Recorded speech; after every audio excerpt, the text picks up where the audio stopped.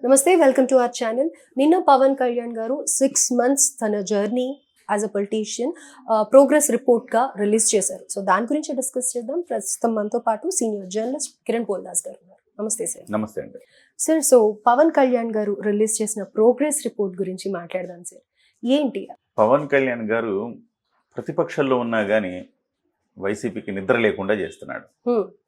ఇవాళ ప్రతిపక్షం వాళ్ళు కూడా ఎందుకు మనకి ఈ జీవితం అని బయటకు వచ్చి జనసేన పార్టీలన్నా చేరదాం, కనీసం మనుషులుగా మారదాం అని ఆలోచించేలాగా సిగ్గుపడేలా చేస్తున్నాడు పవన్ కళ్యాణ్ అని మనం చెప్పాలి. 6 నెలలు కాలండి, అనుభవం లేదన్నారండి, అసెంబ్లీ గేటు తాకలేడన్నాడండి, అసలుకు 2 చోట్ల పోటీకి ఓడిపోయామన్నారండి. పవన్ కళ్యాణ్ గారు ఏమన్నారండి ఆ రోజుల్లో? నన్ను ఒక్కడిని గెలిపించినా మీకోసం నిలబడతా అన్నారు. ఒక్కడినన్నా గెలిపించండ్రా బాబు, మీకోసం నిలబడతాన్రా, అసెంబ్లీలో కొట్లాడతాన్రా అన్నాడు. ఇవాళ ప్రతిపక్షం సిగ్గుతో తలదించుకోవాలి, ఎస్పెషల్లీ జగన్మోహన్ రెడ్డి. కనీసం ప్రజల నీతి బాధల గురించి పట్టించుకునే తీరిక లేదు, వాటిని అసెంబ్లీలో చర్చించే ఓపిక లేదు, ఆ దమ్ము ధైర్యము లేదు. అలాంటి ఒక దుస్థితిలో ప్రతిపక్షం కునారిల్లిపోతూ ఉంది. ఎస్పెషల్లీ చెప్పాలంటే వాళ్ళు ఎవరైనా మనుషులుగా మారాలంటే వచ్చి తెలుగుదేశం పార్టీలోనో లేదా జనసేన పార్టీలో చేరితే అట్లీస్ట్ పాప ప్రక్షాళన అంటారు కదా, గంగలో మునిగితే పాపాలన్నీ తొలగిపోతాయి అంటారు కదా. అట్లీస్ట్ ఇప్పటికైనా వచ్చి గంగా నది లాంటి జనసేన పార్టీలో చేరండి, మీ పాపాలన్నీ ప్రక్షాళన అవుతాయని నేను చెప్తాను. బట్ పవన్ కళ్యాణ్ గారు చేర్చుకోవాలి కదా, అదొక పెద్ద ఇది క్వశ్చన్ మార్క్.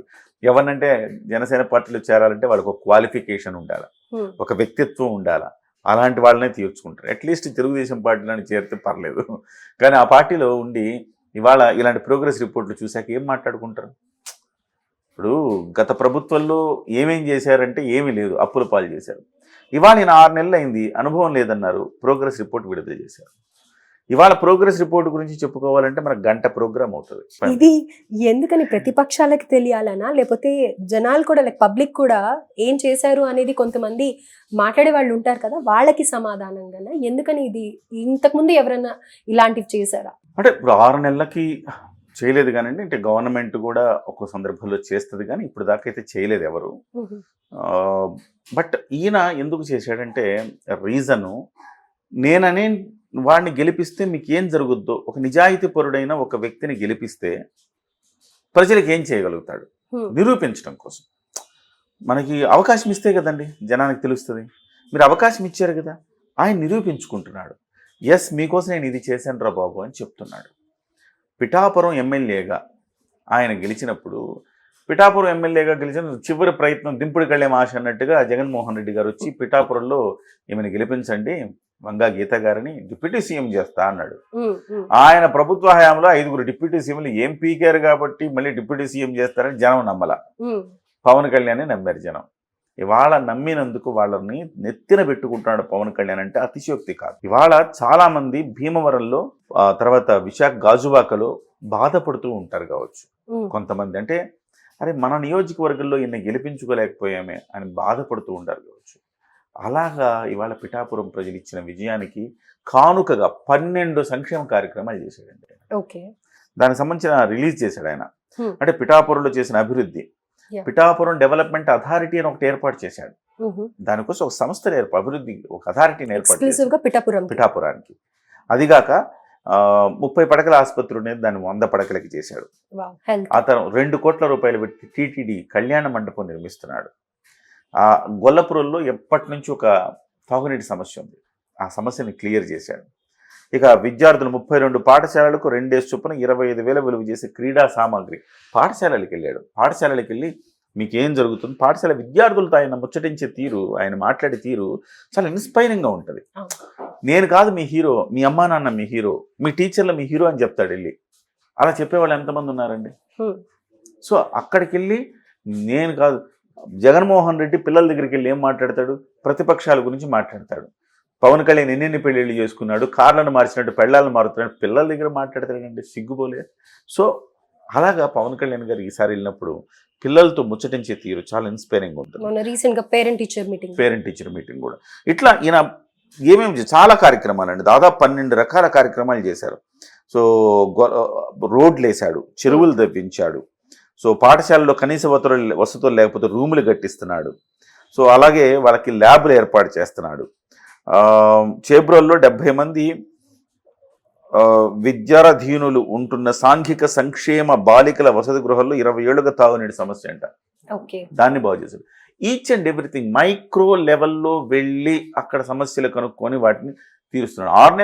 6 నెలల్లో ఇంత ప్రగతి సాధించాడు. ఇవి కాక మళ్ళీ ఆయన తన శాఖాపరంగా ఏం చేస్తున్నాడు, గ్రామ సభలతోటి దేశం మొత్తం 13,326 గ్రామ పంచాయతీల్లో ఆయన ఏకకాలంలో గ్రామ సభ పెట్టి పల్లె పండుగ అని చేస్తున్నాడు.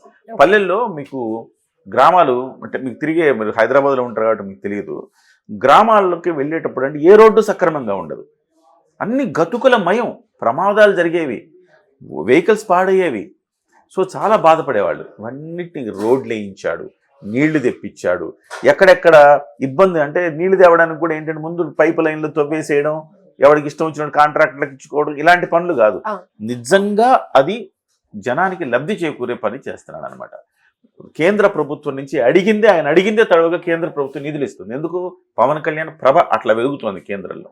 ఆయన ఏమడిగితే అది ఇస్తుంది కేంద్రం. అవి తీసుకొచ్చి ఆయన నియోజకవర్గానికి చేస్తున్నాడు.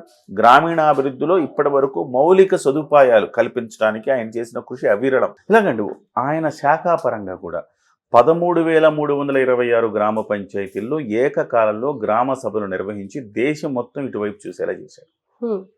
సో తాగునీటికి సంబంధించిన సమస్యలు అవి పరిష్కరించాడు. ఇవాళ స్వతంత్రం వచ్చి 77 ఏళ్ళైనా ఇవాళకి చాలా చోట్ల నీళ్లు లేక ఇబ్బంది పడుతున్నారంటే సిగ్గుచెట్టు కదా.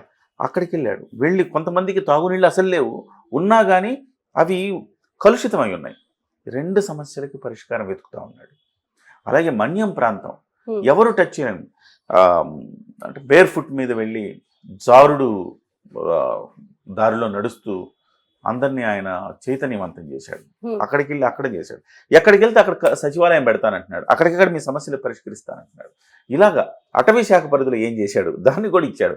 అటవీ శాఖకు సంబంధించి ఇళ్ల మీద ఏనుగులు పడి ధ్వంసం చేస్తున్నాయి పంటల మీద. దానికి సంబంధించి ఎన్నో ఏళ్లుగా కుంకి ఏనుగులను తీసుకొస్తే ఈ సమస్య పరిష్కారం అయిందంటే కర్ణాటకకు వెళ్ళాడు, ఒప్పందం చేసుకున్నాడు, తీసుకొచ్చాడు. పర్యావరణాన్ని కాపాడడానికి చర్యలు తీసుకున్నాడు. మొక్కలు 50%, 29% ఉంటే పచ్చదనం 50% చేయాలని దాని మీద ఒక డ్రైవ్ నిర్వహిస్తున్నాడు. ఇట్లా ప్రతిదీ సైన్స్ అండ్ టెక్నాలజీ రంగంలో ఎట్లా ఉండాలి దాని మీద కూడా ఒక విజన్ తీసుకుని నడిపిస్తున్నాడు.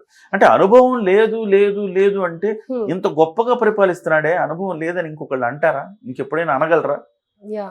అనుభవం లేకపోతే అందలం ఎక్కిస్తే ఎలా ఉంటుందో జగన్మోహన్ రెడ్డిని చూపించాల. అనుభవం లేకపోయినా ప్రజల మీద ప్రేమ ఉండి మానవత్వం ఉంటే ఎలా ఉంటుందో పవన్ కళ్యాణ్ గారిని చూపించాలి. 2 ఉదాహరణలు చాలు.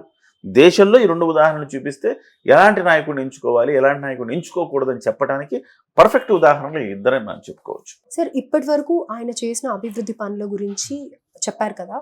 చాలా మంది కూడా అంటే ఎవరైతే పవన్ కళ్యాణ్ గురించి నెగటివ్ గా కమెంట్ చేస్తుంటారో వాళ్ళు ముఖ్యంగా డిస్కస్ చేసే పాయింట్ ఏంటంటే సుగాలి ప్రీతి కేసుది ఇప్పటిదాకా ఎందుకు ఏమి తేల్చలేదు అని అనేసి అని అంటున్నారు.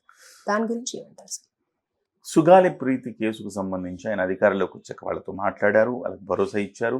హోంమంత్రి అనితకు బదిలీ చేశారు. దీని మీద మీరు దృష్టి పెట్టండి అని చెప్పాడు. దానిపైన జరుగుతుంది. కానీ ఇవాళ ఒక్క రోజులో జరిగేవి కాదు అవి. కారణం ఏంటంటే దాదాపు ఆ సంఘటన జరిగి ఇప్పటికీ 7-8 ఏళ్ళు అయినట్టుంది నాకు తెలిసి.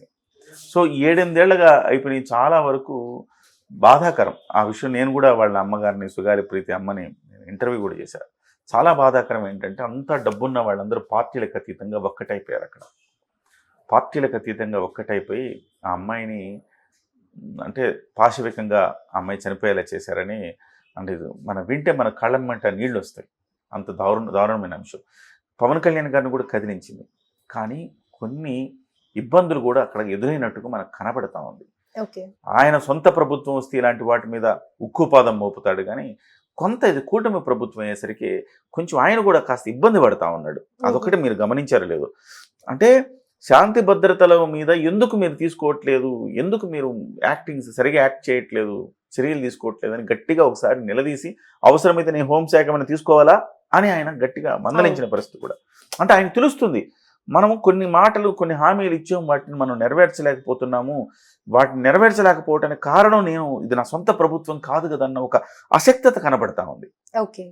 సో అంటే ఈ ఇందులో అశక్తతో ఇంకా Definitely hidden చాలా ఉంటాయి. పవన్ కళ్యాణ్ గారు చెప్పిన గట్టిగా వార్నింగ్ ఇచ్చిన తర్వాత నుంచి మీకు నేరాలు తగ్గుముఖం పట్టాయి మీరు అబ్జర్వ్ చేస్తే. అండ్ మిస్సింగ్ వాలంటీర్స్ ది కూడా, అదే అది కూడా అప్డేట్ ఏం లేదు అని అనేసి అని అంటూ ఉన్నారు. అది దానికి సంబంధించి అది కొన్ని సంవత్సరాలుగా జరిగిన పరిణామాలు అవన్నీ.